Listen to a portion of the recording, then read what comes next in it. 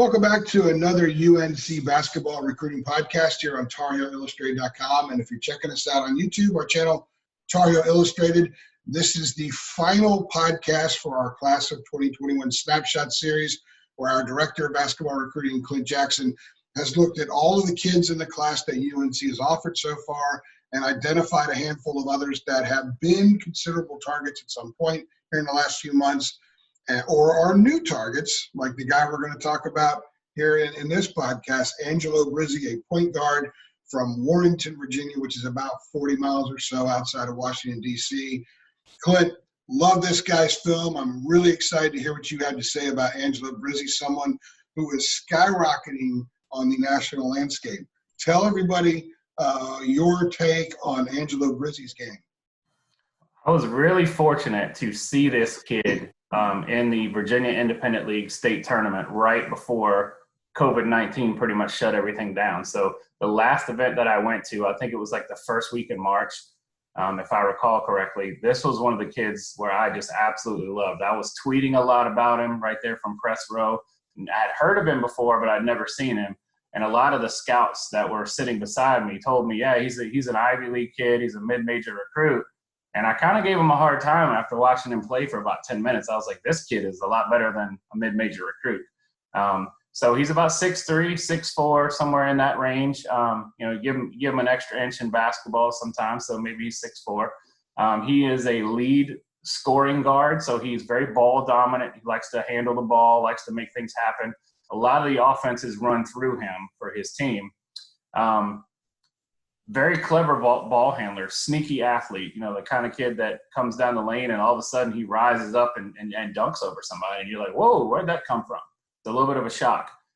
Big time shooter. I mean, incredible range. It's nothing for him to stop and pull up from 26, 27 feet. Like a Teddy Dupay from Florida, or even a JJ Redick used to do, just kind of like in the middle of an area that you didn't think you were going to shoot from. He's got that range. Incredible passer on the move, just really good vision. He's a left-hander, just sees the floor really well, but he's definitely a guy who's very ball dominant, almost like a Grievous Vasquez from Maryland. In fact, that's one of the players that he reminds me of. He just shoots it a lot better than Vasquez did. When I started looking for videos and looking for stuff on him, a lot of what pops up is what a great shooter he is. But there's one video out there that I think everybody, you can quickly find it if you Google it. It's a video of just him passing the ball. It's about 4 minutes, and it's unbelievable. And he will find guys anywhere they are on the floor from anywhere he is on the floor. It's really, and he'll do whatever he's got to do to get to the ball, out of behind the back stuff, flipping it behind him, over his shoulder to trailers, getting in the lane, having a big come up and cut off his path to the lane, and he kicks it out wide open for a three. And what was impressive is in his high school team, a lot of his teammates were ready for the pass. That means they know at any time that ball could find them because he's got such great vision. And I really enjoyed that aspect of his game. And a kid that can do that and also shoot, as basketball is changing a little bit, and certainly Roy has had a couple more as you call them, the lead point guards at Carolina the last couple of years. How does a guy like this fit in with the way Carolina plays? Well, I think if you surround him with good players, that's the thing I want to see. Not that his teammates were bad, but I don't believe he had any high major basketball players around him on his team, so he had to do so much. But I think you're going to see when he plays at that next level, big guys that can finish, that are more than 6'3", 6'4". You're going to see shooters with range that know how to find the spot and V-cut and get open and come through the lane and use screens and do curls. I'm really excited to see him play AU basketball, where they can surround him with talent and see how he looks playing with all those pieces, because he is such a good passer. One of the things I love about him is he's one of those guys I get excited to watch play. This is a job. I do love basketball. I've always loved basketball, but sometimes it is work when you're sitting on the bleachers for 8-9 hours a day watching a tournament. Brizzy is the type of guy that I get a little amped. I get a little excited to see play. He is fun to watch, and one of my favorite things is seeing a kid I've never seen before. And so I was just giddy on the sidelines watching that kid play. And I think you could probably tell with all the tweets I was putting out about him. Two-part question. First part, he went from not being in the Rivals 150 to number 118 with everything being shut down. So why did he make that move? Second part to the question is, once they get into some AAU action again and everyone's watching him and they're going to his games to see him compete with and against the kind of guys you were just talking about, how much more do you think this guy could skyrocket in the rankings? Good two-part question. So one, he's blowing up because his offers are blowing up. I think you had the right people watching him. There was a couple colleges there. There was two big ones there at the event. Virginia was there. Villanova was there. Villanova's offered him. Virginia's on him.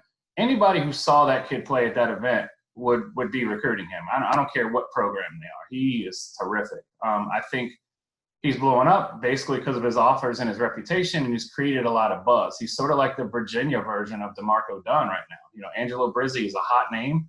You know, you got Arizona, you got Villanova, you got Georgetown, you got Carolina. There's a lot of schools that have offered him. Before that event, he was pretty much considered a mid-major plus Ivy League target.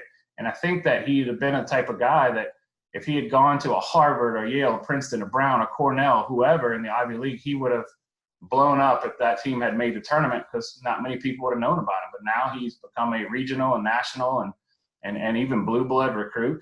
I think that once the scouts, you know, Eric and Corey and those guys, ESPN, all the other places, I think once they see him, he's going to go up even higher. Because I think right now his buzz and his offers have, you know, legitimized him and given him that ranking. But I don't see this guy as being a, you know, any worse than a top 50, 60 player. He's really good.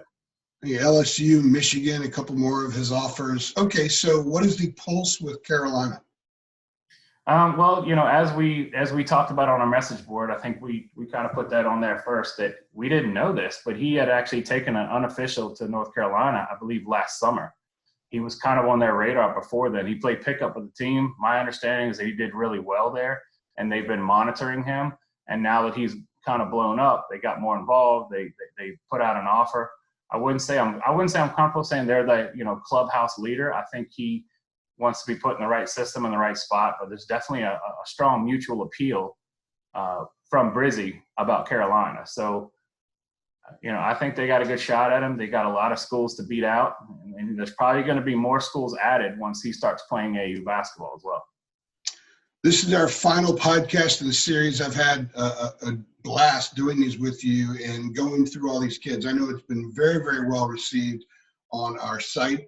And if you are not a part of our community, for just $49 a month, you can be a part of our community. Bravos is running a ridiculous special right now, $49, which is half price, which is about $4.16 a month. And you get $49 in Carolina gear for free. You get a little promo code. You go in there in a fan shop, and you could purchase with that code. So basically, it's free to get all of Clint's stuff, not just the podcast, because there's a ton of stuff on the site, on the message board that Clint does. Plus, we do UNC football recruiting, and we cover the Tar Heels football and basketball teams. Everywhere they go, we go. So we're all over it. Clint, phenomenal job with the series. I've had a real good time. I know people have really enjoyed it. And I look forward to seeing the reaction to Brizzy, because a lot of people, I think, have been waiting for the report we ran yesterday that you did, and also for this podcast. Yeah, I feel fortunate to be one of the few guys that have actually seen him live. And, you know, he is one that I was excited to talk to you about and have this, you know, this Zoom cast, for lack of a better word. But I really enjoyed it. I think it was a great idea that you came up with. And I don't know, hopefully we can do this again, you know, maybe next year with the class of, you know, 22. Awesome job, my friend. Thank you. And everybody, he's Clint. I'm AJ. Thanks for stopping by.